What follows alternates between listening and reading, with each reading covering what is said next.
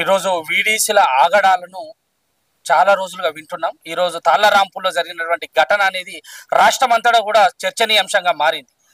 మరి దీనిపైన ఈరోజు మీరు రౌండ్ టేబుల్ సమావేశాన్ని కూడా ఏర్పాటు చేయడం జరిగింది నిజామాబాద్ జిల్లాలో. ఈ కార్యాచరణ భవిష్యత్తు ఏ విధంగా ఉండబోతుంది, ఏ విధంగా ఈ వీడీసీల పైన మీరు చర్యలు తీసుకోబోతున్నారు?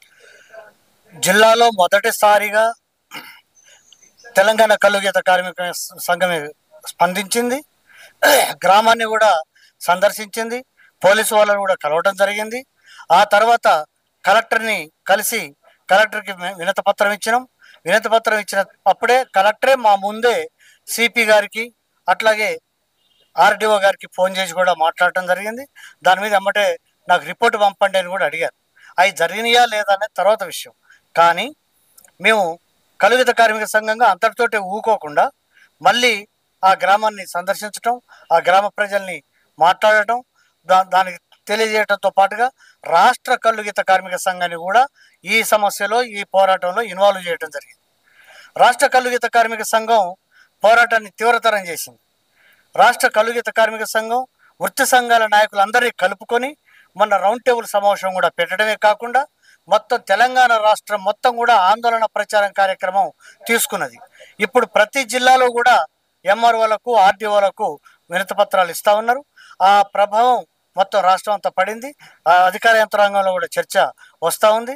దీని దృష్ట్యా మనం ఏం చూస్తున్నాం, ఒక్క 2 నియోజకవర్గాలను దృష్టిలో పెట్టుకొని రాజకీయ నాయకులు ఆ గ్రామంలో ఉన్నటువంటి వీడీసీ దౌర్జన్యాలని వ్యతిరేకించకుండా అట్లాగే నిమ్మకు నీరెత్తినట్టు ఉంటున్నారు. అంతేకాదు జ్యోతిబా పూలే దాంట్లో కానివ్వండి, అంబేద్కర్ జయంతి నాడు కానివ్వండి, బాబు జగ్జీవరావు దాంట్లో కానివ్వండి, అధికారులను మేము ఈ వీడీసీలని నిషేధించాలనే ఆలోచనతో మాట్లాడుతున్నాం.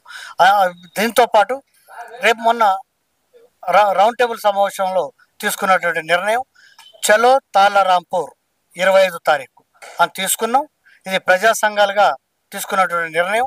దాన్ని ఆచరించడం కోసమే, బలోపేతం చేయడం కోసమే, జయప్రదం చేయడం కోసమే ఈరోజు జరిగినటువంటి ఈ రౌండ్ ఏ పిలుపు ఏ నినాదంతో వెళ్ళాలనుకుంటున్నారు 25? మా నినాదం తాళ్లరాంపూరు గౌడగీత కార్మికులకు జరిగిన నష్టాన్ని పూడ్చాలి, నష్టపరిహారం కూడా ప్రభుత్వం అంచనా వేసి చెల్లించాలి.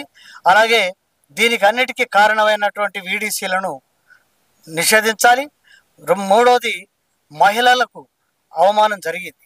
ఏ మహిళలకు ఎక్కడైతే అవమానం జరిగిందో, ఎవడైతే అవమానం చేసిండో అదే గ్రామాభివృద్ధి కమిటీల వాళ్ళు సాధారణంగా ఆహ్వానం పలుకుతూ ర్యాలీగా దేవాలయానికి తీసుకెళ్ళి వాళ్ళతోటి కుంకుమార్చనలు చేయించాలి.